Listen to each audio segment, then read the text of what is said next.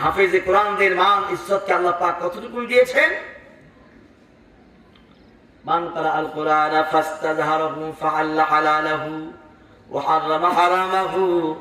হাফেজ সাহেব যখন কোরআন শরীফ তেলাওয়াত করবে, মুখস্থ করবে, হাফেজ কোরআন যখন মুখস্থ করবে, হাফেজ কোরআন যখন কোরআন সিনার মধ্যে নেবে আর বলবে রাত্তিলিল কুরআনা তারতিলা, তার তিনের সহিত যখন কোরআন শরীফ তেলাওয়াত করবে, আর কোরআন শরীফ তেলাওয়াত করার সময় এই বাংলাদেশে নয় পৃথিবীর মানুষকে বলেছেন ওয়া ইযা কুরিআল কুরআনু ফাসতামিউ লাহু ওয়া আনসিতু লাআল্লাকুম তুরহামুন। তিলাওয়াত যখন হয়, কোরআনুল কারীম যখন তিলাওয়াত শোনো, তিলাওয়াতকারী যখন তোমার প্রবেশ করতে থাকে, খবরদার কথা বলবি না, গন্ডগোল করবি না, ঝগড়াঝাটি করবি না, খবরদার আদবের খেলাফ করবি না, চুপচাপ শুনে তোমার কানের মধ্যে তুমি প্রবেশ করাও।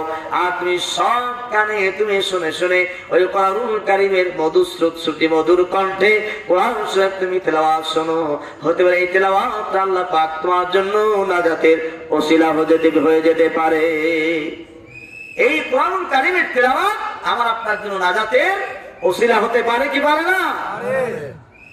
সেই তেলাওয়াত আমার আপনার জন্য নাজাতের মুক্তির ব্যবস্থা হয়ে যেতে পারে। এই জন্য যারা কোরআন শরীফ মুখস্থ করেছেন আর যারা সিধা তিলাওয়াত করেন, আর তিলাওয়াতের মধ্য দিয়ে প্রাথমিক থেকে শুরু করে মোটামুটি তার শিক্ষা দীক্ষা যতটুকু এলেম হাসিল করেছেন, যতটুকু পরিমাণ, সেই পরিমাণে হালালকে হালাল জেনে হারামকে হারাম জেনে চলতে পারে, এই আলেম এই হাফেজের জন্য আল্লাহ তাআলা মর্যাদা দিয়েছেন। রাসূলের হাদিস থেকে বলছি ওয়াহাল্লা হালালাহু ওয়া হারামা হারামাহু আদাখালাহুল্লাহুল জান্নাহ। সেই হাফেজ সাহেবকে বিনা হিসাবে বিনা নিকাশে কোন জবাবদিহি তার আল্লাহর সামনে লাগবে না। বিনা হিসাবে বিনা জবাবে আল্লাহ তাআলা হাফেজ সাহেবকে জান্নাতুল ফেরদাউস দান করবে। সুবহানাল্লাহ। জান্নাতের অধিকারী তিনি হবেন। রাসূল বলেছেন শুধু তাই নয়, সে হাফেজ সাহেবকে যারা লালন পালন করেছে, দুমুষ্টি খাবার দিয়েছেন, 10টি টাকা দিয়ে মাদ্রাসায় উপকার করেছেন, মৌসুম আসলে জামা পায়জামা এবং তার জন্য সহযোগিতা করেছেন, এবং আবেগে ভালোবেসেছেন, এবং সে হাফেজ সাহেবের সাথে তার জীবনের সম্পৃক্ত দিনগুলোকে লাগিয়ে দিয়েছেন। আল্লাহ রাসূল বলছেন ওয়াসাফাহু ফি আশরাতিন মিন আহলি বাইত ফাতাওয়াজাবাত লাহুল্লাহ। এমন 10 জন ব্যক্তিকে জাহান্নাম থেকে বের করা হবে, জাহান্নাম যাদের উপর ওয়াজিব হয়েছে জাহান্নামে যাবে, এমন অবস্থায় জাহান্নামী ব্যক্তিদের মধ্যে 10 জন ব্যক্তিকে হাত ধরে হাফেজের হুকুমে 10 জন ব্যক্তিকে জাহান্নামী ব্যক্তিকে জান্নাতে প্রবেশ করার ক্ষমতা রাখেন একজন হাফেজ কোরআন। সুবহানাল্লাহ। সুবহানাল্লাহ। আগামী কাল কি বলে? আস্তাগফিরুল্লাহ। সুবহানাল্লাহ জোরে বলা যায় না? একটু জোরে বলেন না সুবহানাল্লাহ। সুবহানাল্লাহ।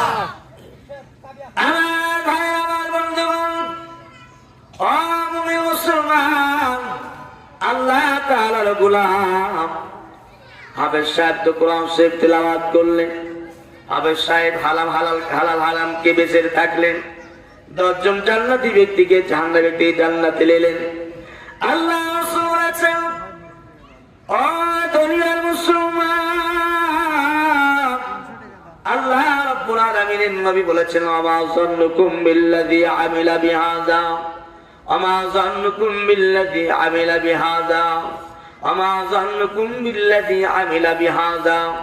আজকে আমার সামনে যারা বসেছেন, আপনি তাদেরকে যদি আমি এই পেপারটা অর্থাৎ এই ছোট্ট একটা হেম্বেল যদি এখানে পড়ে আপনাদের শোনাই, বলেন তো দেখি, এখানে যারা স্কুলে পড়েছেন, যারা মাদ্রাসায় পড়েছেন, কলেজে যারা পড়েছেন, আর যারা পড়েন নাই, এই যদি আপনাদের বলি শিবপুর রোজায় মসজিদ এর উন্নতি করবে, আপনার এই কথাগুলো মূর্খ আর শিক্ষিত গুলোর মধ্যে বোঝা কোনো সহজ হবে না, কঠিন হবে?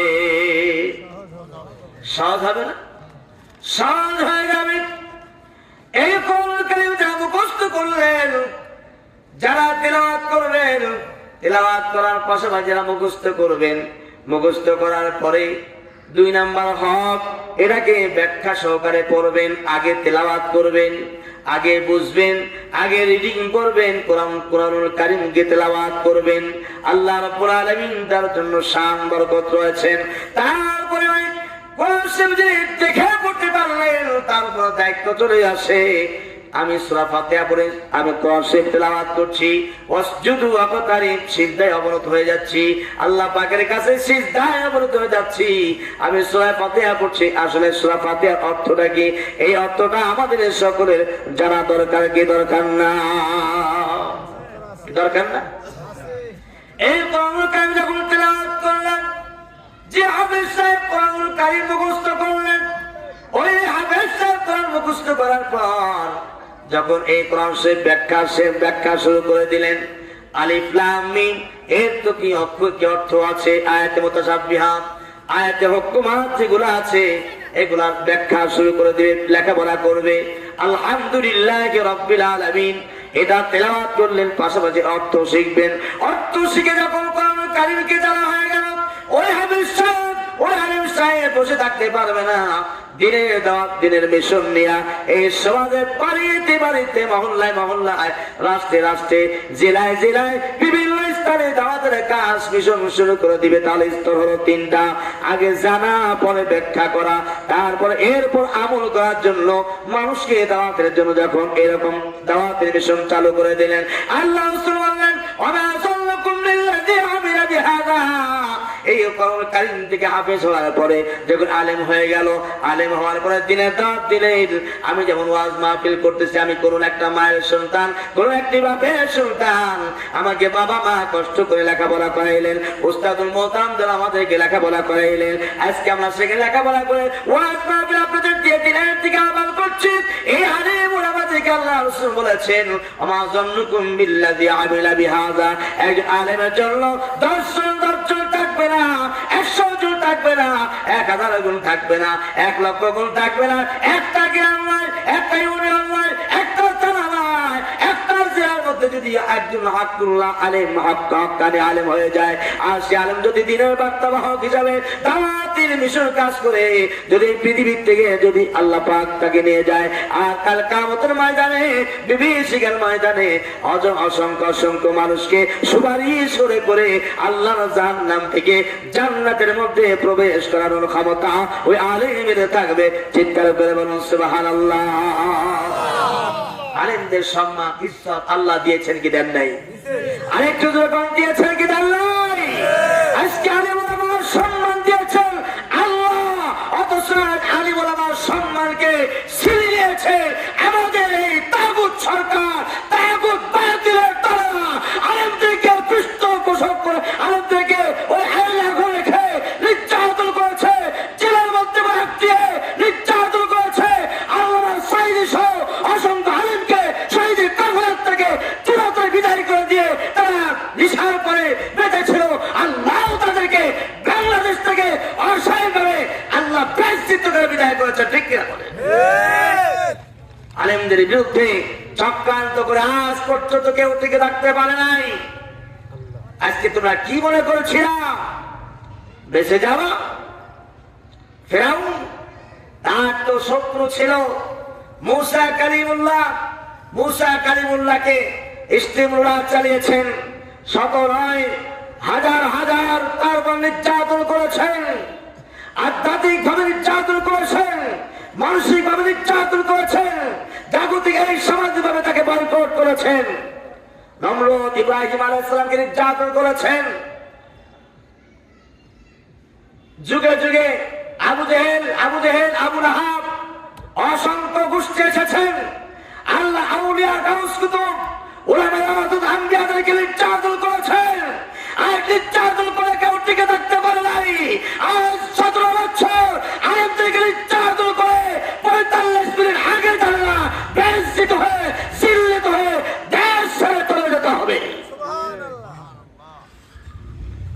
হাসিনা সরকার কি জানতো 45 মিনিট কি আগে জানতো এই দেশ ছেড়ে আগে চলে যেতে হবে?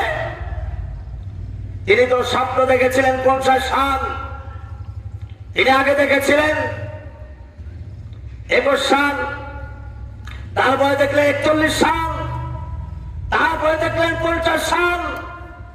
50 সাল আশা লাগলো না, 42 সাল আশা লাগলো না।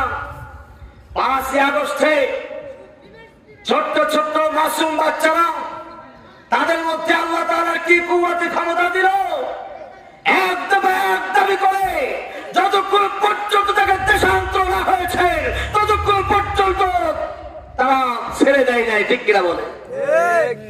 এসব লীলা আর কুদরতি খেলা একটু আজকে বলে কাম, আর একটু জোরে বলেন কাম।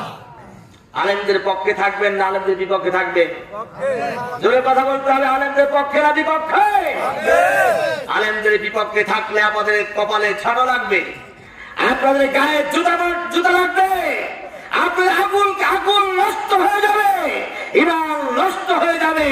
আপনাদেরকে লাহা আবুল হাবের মতো ক্যান্সার রোগ নিয়ে আর বসন্ত রোগ নিয়ে কুত্তা টানা টেনে আপনাদেরকে কবরস্থ করবে, আপনাদেরকে দেখার কেউ থাকবে না। এটা প্রতিশ্রুতি গ্রহণ করতে হবে। বাংলাদেশের বিভিন্ন জায়গায় আলেম ওলামা সোচ্চার হয়েছে। কয় মাদ্রাসার, আলিয়া মাদ্রাসার মাঝখানে যে প্রাচীরের মতো শক্ত প্রাচীর রয়েছে, বিভিন্ন রকমের ব্যারিকেড গুলো যা আছে, সব একমত হয়ে বাংলাদেশে ছোট্ট মানচিত্রে বাংলাদেশে ইসলাম কায়েম করতে হবে, ওয়াদানিয়াতুল ইসলামী রাষ্ট্র চলবে।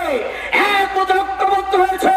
ঐক্যবদ্ধ হওয়ার সব মুসলমান এক আছে কিনা বলে? আজ আলেমদের পক্ষে আমরা আছি না বিপক্ষে আছি? আলেমদের পক্ষে থাকতে হবে।